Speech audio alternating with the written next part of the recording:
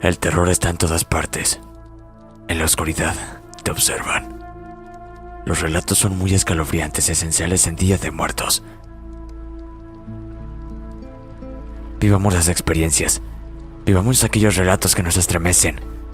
Vivamos el terror, el suspenso. Vivamos un momento del horror.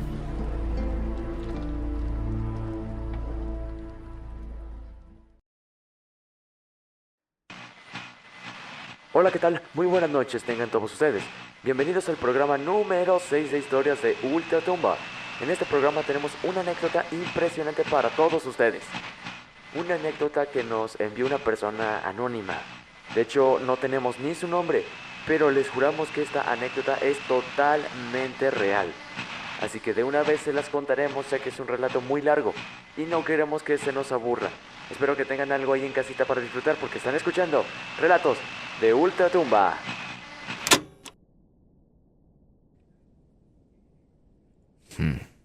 Relatos de Ultratumba.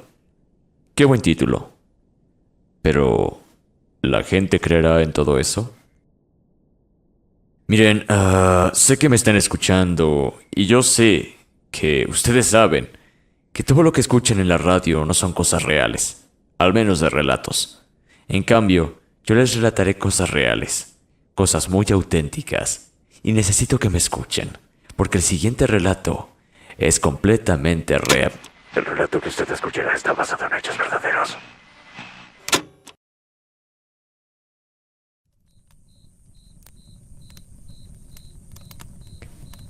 ¿Cuál es el peor momento para que te cuenten una historia de terror? Fue la pregunta que nos hizo José Manuel, uno de mis mejores amigos, mientras compartíamos cervezas alrededor de una fogata. Era nuestra primera noche acampada en una zona boscosa del valle de la Cuarta Región, de donde era oriundo José Manuel, pero llevaba 10 años viviendo en la capital, donde nos hicimos inseparables amigos. Al cumplir 18 años, y gracias a una beca de estudios, decidió partir de este lugar buscando mejores oportunidades, que por cierto, acá eran escasas, debido a la lejanía de su pueblo, y por lo rural de la zona. Éramos un grupo inseparable de 6 amigos de universidad, y decidimos pasar un largo fin de semana, aprovechando un par de feriados que José Manuel visitaría a su familia en este hermoso valle donde siempre nos invitó.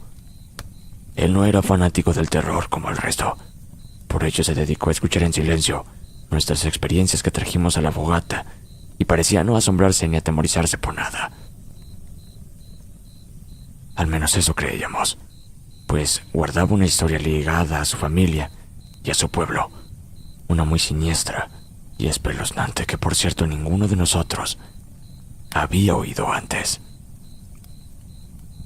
Pensé en su pregunta. Jamás había analizado cuál sería el peor momento para oír una historia de horror. Quizás este mismo, respondí. Es como lo lógico. Un oscuro y apartado bosque, una fogata y un montón de ruidos de origen desconocido a nuestro alrededor. Por ahí Juan mencionó una carretera. Luego de pinchar a un neumático, y Francisco aportó con un cementerio, pero José Manuel intervino. No pregunté por un lugar, sino en qué momento o situación, dijo, sin despegar la vista de la fogata. Cruzamos miradas y nos encogimos de brazos, algo inquietos por la seriedad con la que José Manuel se estaba tomando su pregunta. Algo nos tenía que contar. ¿Han escuchado hablar del velorio del angelito?, preguntó. Todos al unísono respondimos que no, y luego de un silencio incómodo dijo: «Un velorio. Ese es un horrible momento para escuchar una historia de terror. Más aún si lo que te cuentan guarda relación con el momento». Nadie intervino. Estábamos más bien expectantes de lo que iba a salir de su boca, y creo todos en nuestras mentes pensábamos: ¿a quién rayos se le ocurriría contar una experiencia de terror en pleno velorio?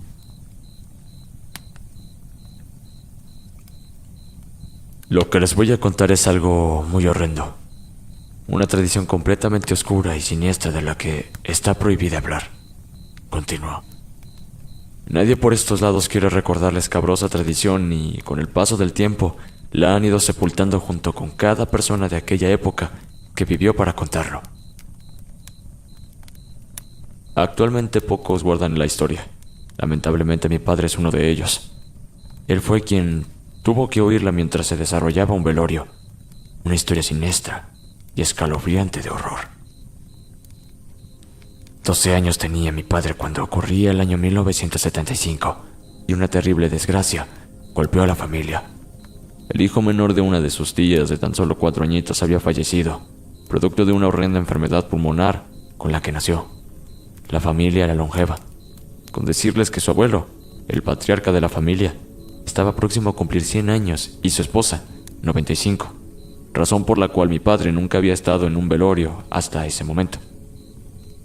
No entendiendo mucho de las celebraciones post-mortem, era algo completamente nuevo para él. Por ello, deambulaba en aquellos días algo confundido y ajeno a la desgracia, jugando con una pelota de trapo por las calles polvorientas en compañía de primos y otros pequeños del pueblo. El infante era velado en su casa y casi todo el pueblo participaba bien atendiendo por nuestra familia, causando curiosidad en mi padre al no entender si se trataba de una celebración o de un trágico velorio. Había comida y bebestibles. Incluso vino se ofrecía a los visitantes que desfilaban por la casa a despedirse del infante que yacía en el centro de la casa vestido completamente de blanco dentro de un cajón de madera sin tapar.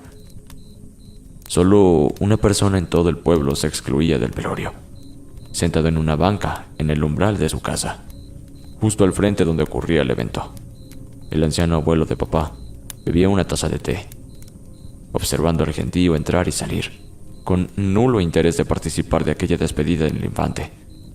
Mi padre era muy cercano a él y desde primera hora, cuando sentó su pesado y viejo cuerpo en aquella banca, corrió a saludarlo. Casi atardecía, y algo exhausto de jugar tanto con los primos y amigos, decidió ir a sentarse junto al abuelo, sin saber que aquello daría origen a la historia más aterradora que llegaría a sus oídos. También a vivir una experiencia completamente macabra y horrorosa. A partir de ese momento les contaré la historia en primera persona, tal cual lo vivió mi padre y nos la relató. Dijo. Luego agarró su botella y bebió hasta la última gota de cerveza antes de comenzar. Tragué saliva, pero tenía la garganta seca. Bebí un largo sorbo de cerveza y me acomodé cerca del fuego a escuchar el intrigante relato que nos traía José Manuel. Todos aguardábamos en silencio. Él era una persona sumamente divertida, por ello era raro verlo tan serio. Claramente lo que traía a nuestros oídos debía ser algo muy serio y horrible. En esta especie de introducción había quedado claro. Pablo echó maderos a la hoguera. La noche avanzaba y con ello el frío. José Manuel comenzó su relato como si hubiese sido el mismo papá quien nos la contaba.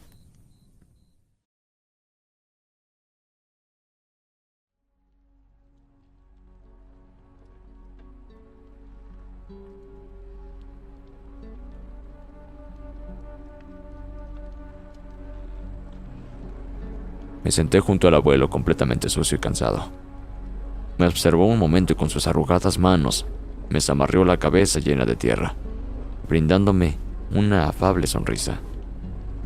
¿Por qué no estás en el velorio, abuelo?, le pregunté curioso.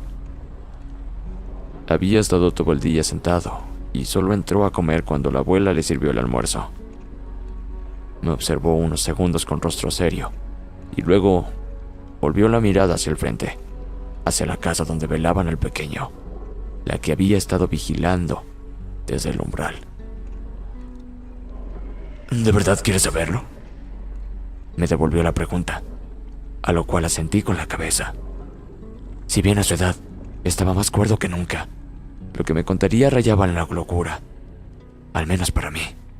Jamás entendí los movimientos de llenarle la cabeza a un muchacho de 12 años con una historia completamente delirante y macabra. Miró a sus espaldas para asegurarse que no estuviese la abuela cerca. Luego llevó su índice a la boca, dándome a entender el hermetismo con que debía tratar lo que me contaría. Ellos vendrán por la noche, prosiguió. No solo esta, sino todas las noches, mientras no sepulten a aquella criatura. Vendrán a buscar su alma para evitar que lo exhiban como un objeto o trofeo. En este lugar le hacían cosas malas a los niños cuando morían. Aquí se esconde una oscura tradición que, si bien hace ya un siglo dejó de realizarse, ellos no lo saben. Por eso cada vez que fallece un infante vienen por su alma. La muerte y el dolor los llama. Deambulan por el pueblo espantando a la gente y arrebatándole el alma del fallecido a los vivos. En ocasiones incluso intentan llevarse el cadáver. ¿Ellos quiénes, abuelo? ¿A quién te refieres?, pregunté completamente asustado. Los niños sin ojos. Todos y cada uno de ellos que han muerto en este polvoriento pueblo, respondió. Antiguamente, cuando un menor de 7 años fallecía, se tenía la creencia que era un ángel. Que iría directamente al cielo, instaurando la aberrante tradición de celebrar su muerte mediante fiestas casi paganas para el pueblo, en donde exhibían el cadáver del pequeño encima de una mesa o en un altar, vistiéndolo completamente de blanco, llenándolo completamente de adornos e incluso acomodándolos erguidos como si estuviesen vivos para tétricas sesiones de fotografías post-mortem. También los paseaban por las calles. La tradición denominada el velorio del angelito prohibía a su familia llorar su muerte, ya que podía interferir en su ida al cielo. Era tan macabro aquello que, de ser requerido por padrinos o familiares cercanos, los cadáveres eran trasladados a otros hogares donde permanecían días y semanas como herejía por la iglesia. Había incluso familias acomodadas que pagaban a los padres enormes sumas de dinero por arrendar a los angelitos para tenerlos un día en sus hogares con motivo de celebraciones. Luego de semanas eran enterrados con una extrema putrefacción, debiendo incluso desconyuntar sus huesos en ocasiones para poder meter sus pequeños cuerpos en el ataúd. Comida y alcohol en exceso había en estas celebraciones. A causa de las borracheras, muchas veces olvidaban a los angelitos, causando horrendos incendios al voltear o descuidar las veladoras, donde los cuerpos de infantes prácticamente encontraban una segunda muerte. Así fue como una horrible epidemia de sarampión que asoltó el pueblo. Hubo un velorio que duró varias semanas, despidiendo a media docena de angelitos que perecieron a causa de la peste. El masivo velorio se realizó en un local, y el gentío, completamente emborrachado a causa del exceso del vino, provocó la quinta noche de un grotesco incendio, calcinando los cuerpos pútridos de los pequeños angelitos. Algunos juraron oír llantos y gritos horribles fantasmales que provenían de los pequeños mientras ardía el lugar. Después de aquel horrendo episodio, muchos pobladores comenzaron a reportar apariciones espectrales de los angelitos, causando histeria colectiva y arrepentimiento a este tipo de prácticas. Hubo quienes aseguraban que los angelitos ya no eran tal, que se habían convertido en niños malignos cargados de odio y dolor, buscando vengarse de sus segundas muertes. Todo cambió desde aquel momento. Cuando fallecían menores, culpaban a los angelitos. Los entierros comenzaron a realizarse de inmediato, sin ser velados, sin siquiera un responso. De lo contrario, ellos vendrían por la noche a reclamar el alma del pequeño fallecido, asegurándose que nunca más sea utilizado en aquellas horribles prácticas. El abuelo hizo una pausa, se quitó sus lentes y restregó sus cansados ojos. Algo de tristeza y melancolía lo embargaron. Luego, prosiguió su relato. Recuerdo cuando una madre recorrió con horror el pueblo durante 2 días buscando el cadáver de su pequeño hijo que velaba en casa. No alcanzó a vivir 1 año cuando la muerte vino por él. La mujer despertó la mañana siguiente de su fallecimiento y simplemente el pequeño ya no estaba en su ataúd. Algunos dicen que alguien o su propio padre robó el cadáver para enterrarlo rápidamente, evitando con ello la maldición y las apariciones fantasmales. Sin embargo, la mayoría piensa que fueron ellos, los niños quemados sin ojos, los responsables que aquella triste y desolada noche caminaron entre nosotros dejando una estela pútrida de carne quemada que duró hasta el amanecer.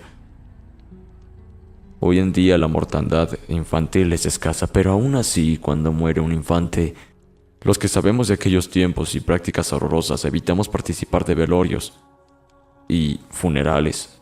No entraré a esa casa por nada. Solo espero que le den sagrada sepultura a la brevedad. Esta noche vendrán por él, así que te recomiendo que te encierres en tu cuarto y no salgas para nada. Aún así escuches cosas o veas otras que tal vez a tu corta edad no comprendas. Te lo advierto, chico. A esas alturas estaba aterrado. Y si bien mi casa estaba al frente y continua a donde se realizaba el velorio, la distancia parecía toda una travesía a esas horas cuando el sol se había escondido dando paso a la penumbra crepuscular. Atravesé rápidamente directo a mi cuarto, aterrado. Mis padres seguían en el velorio y parecían haberse olvidado de mí, pero luego de aquel escalofriante relato del abuelo, no me iría a meter por nada del mundo al velorio. Fui a la cocina por un vaso de leche y pan. Regresé al cuarto y recogí mis historietas que papá me traía cuando iba a la ciudad, intentando olvidar un poco toda esta macabra historia.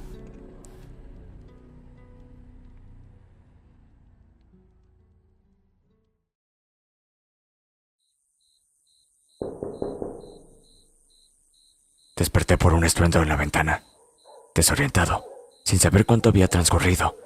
Los perros ladraban en la calle y tenía la historieta abierta sobre mi pecho pensando que me había dormido tan solo algunos minutos, pero no. Todo era quietud en las afueras. Salí del cuarto asustado, pensando encontrar a mis padres en el salón, pero toda la casa estaba en tinieblas. Avancé hacia el cuarto de mis padres confirmando que dormían plácidamente. Tal vez desde hace ya bastantes horas. Regresé a mi habitación somnoliento y al meterme bajo las cobijas nuevamente otro golpe en la ventana me exaltó.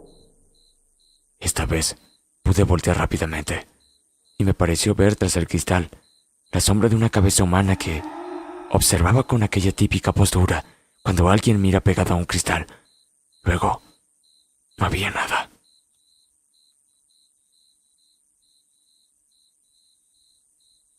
No pude gritar del espanto. El corazón se me aceleró, pero pensé que tal vez era mi infantil imaginación sugestionada por la historia del abuelo. Volví a la cama y me cubrí hasta la cabeza, pero no lograba conciliar el sueño. Repasaba en mi mente el trágico incendio ocurrido e imaginaba aquellos pobres cuerpecitos de niños siendo calcinados aún estando muertos. Luego pensé en el pequeño de mi tía, mi primito. Fue imposible no descartar lo que dijo el abuelo.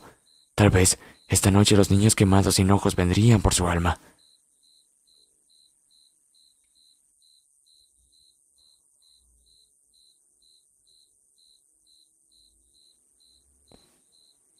¡Niño! ¡Despierta! Fue la voz que resonó en mi cabeza. ¿Estaba soñando?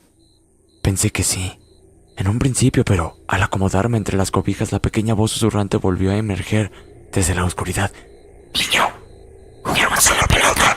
Exaltado me senté en la cama, presa de un horror incuantificable, dirigiendo mi atención hacia la ventana. Acomodé mis ojos a la negrura y allí estaba nuevamente aquella silueta, observándome. Era una pequeña cabeza, claramente la de un niño. Estuve a punto de orinarme del pavor, pero descubrí que no fue de ahí de donde provenía la susurrante voz. La puerta del cuarto estaba entreabierta, pero alguien la empujó lentamente, rugiendo de forma escalofriante. Giré mi cabeza y la silueta de un niño yacía parada bajo la puerta, con una pelota en sus manos. Era más negra que la oscuridad misma, por ello la distinguí. Luego vino un repugnante hedor a carne descompuesta que inundó la habitación. Con mi mano rápidamente alcancé la luz del buró, y aquella sombra se esfumó en el aire como humo negro y maloliente, dejando el cuarto inundado de pestilencia, carne quemada. Lo más escalofriante fue que aquella pelota cayó al suelo botando. Luego rodó hasta un costado de mi cama. Era mi pelota. Estaba en shock. Mi mente intentaba procesar la aparición. Corrí hacia la puerta cerrándole el pestillo metiéndome tembloroso bajo las cobijas. Solo mis ojos sobresalían con la mirada fija hacia la ventana, pero debido a la luminiscencia del cuarto no podía saber si aquella sombra seguía observándome tras el cristal. Saqué mi brazo alcanzando el interruptor de la lámpara y la apagué. Ya no estaba, pero repetí la acción 3 veces para cerciorarme, dejándola finalmente encendida. Estaba muy somnoliento, pero no podía dormir. El temor era más fuerte y ante cualquier ruido en las afueras o ladrido de algún perro me exaltaba. Los parpadeos me pesaban, pero temía dormirme y que los niños sin ojos me llevaran.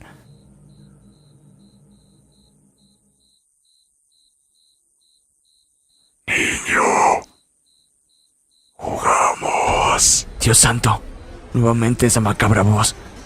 Esta vez debajo la cama. Esa cosa estaba ahí abajo. La pelota rodó hacia afuera y lo que estuviese allá abajo comenzó a empujar la cama. Primero el colchón se levantó a la altura de mi espalda lentamente. Luego vinieron las sacudidas. Era como si alguien con sus brazos empujase desde abajo. Solo pude gritar a todo pulmón: ¡déjame en paz!, mientras saltaba como poseído sobre el colchón. Aquello paró y estúpidamente reaccioné a mirar bajo la cama. No había nada. Cuando me tentí, pero al reincorporarme, la sorpresa casi me infartó del horror. Jugamos. El cuerpo destrozado y calcinado se parapetó sobre la cama. Era un niño tiznado en carbón, pero sin sus ojos. Solo cuencas vacías y oscuras como la noche. Sin un solo cabello y expeliendo hedores a carne muerta y calcinada. Me oriné y grité una y otra vez hasta que el rostro de mis padres, sobre mí intentando controlarme, calmaron mi estado de locura y horror.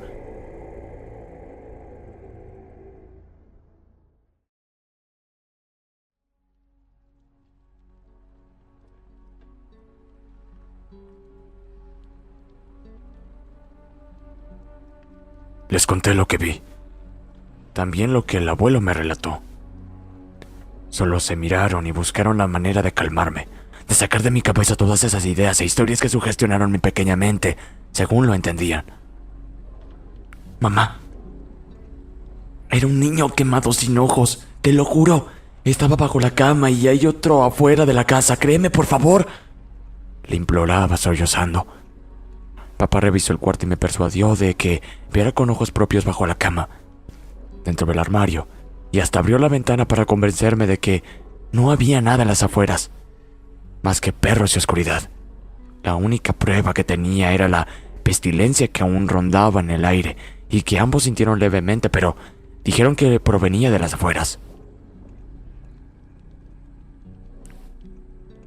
Así y todo me fui a meter al cuarto de mis padres. Papá a regañadientes aceptó y fue él quien se quedó en mi cuarto para que pudiese acostarme junto a mamá con más espacio. Sin embargo, no pudo pegar un ojo, menos cuando comencé a sentir gente corriendo en las afueras de un lado a otro, justo frente a la casa. Sacudí a mamá un par de veces, pero no me dio la atención que esperaba. Solo balbuceó entre dormida que cerrara los ojos y me durmiese, que cortara todo este lío de los niños fantasmas. Afuera seguían esos pasos correteando. Juraría que eran niños jugando y brincando. Si bien estaba tan aterrado como hace unos momentos, el hecho de estar en el cuarto con mamá me dio cierta tranquilidad, razón por la que me envalentoné y caminé a oscuras hasta la ventana que daba justo hacia la calle principal. Me agaché los últimos metros y fui poco a poco levantando mi cabeza por el costado derecho, oculto entre las cortinas para que nadie notara mi presencia. Solo había un manto de oscuridad, la terracería y las casas de enfrente donde resaltaba aquella larga banca del abuelo. Luego apoyé mi rostro sobre el vidrio para tener más ángulo de visión hacia la izquierda, donde velaban al pequeño. La visión que llegó a mis ojos fue aterradora, no tan nítida como el encuentro en mi cuarto, pero suficientemente clara dentro de la negrura para saber qué era. Primero fue la sombra de un niño que salió de la casa de la tía. Se quedó parado unos cuantos metros frente a la puerta sin hacer absolutamente nada, totalmente inerte. Luego aparecieron 2 sombras más de niños de alrededor de 6 a 7 años, emergiendo desde la casa. Pero había una tercera, Una tan pequeña que en un principio no la noté. Un pequeño niño, muy chiquito, que iba al centro tomado de las manos de ambos niños que lo ayudaban en su andar. ¡Se lo llevan! ¡Se lo llevan!, grité sin importar ni siquiera la hora o parecer un demente. Llamé a mamá una y otra vez hasta que despertó enfurecida conmigo. Luego papá entró al cuarto e intenté convencer a ambos de mis visiones. No me creyeron e incluso me llevaron a la fuerza hacia casa de la tía y me hicieron ver con repugnancia que no había absolutamente nadie. Que el niño estaba en el cajón, tieso y gélido como la noche. Que nadie se lo había llevado. Aún tengo en mi memoria aquella imagen del pequeño grisáceo.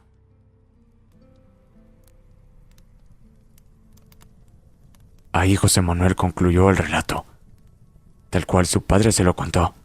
Luego abrió otra cerveza que casi terminó de un sorbo antes de cerrar la historia. Todos en la familia recordaron por años el espectáculo que dio papá aquella noche, pero nunca hablaron del tema. Al día siguiente enterraron a ese pobre niño y claramente papá no asistió al funeral.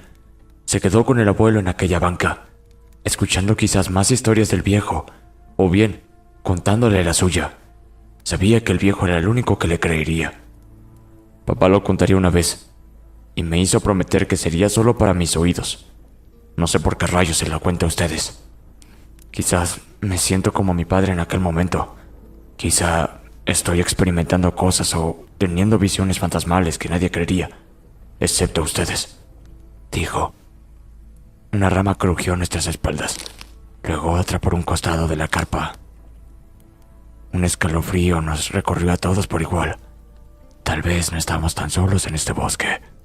Tal vez José Manuel no vino solo a esta acampada esta noche. Hay algo en su rostro que lo perturba. La historia que nos contó es real. Busqué información al respecto y efectivamente, aquella tradición existió.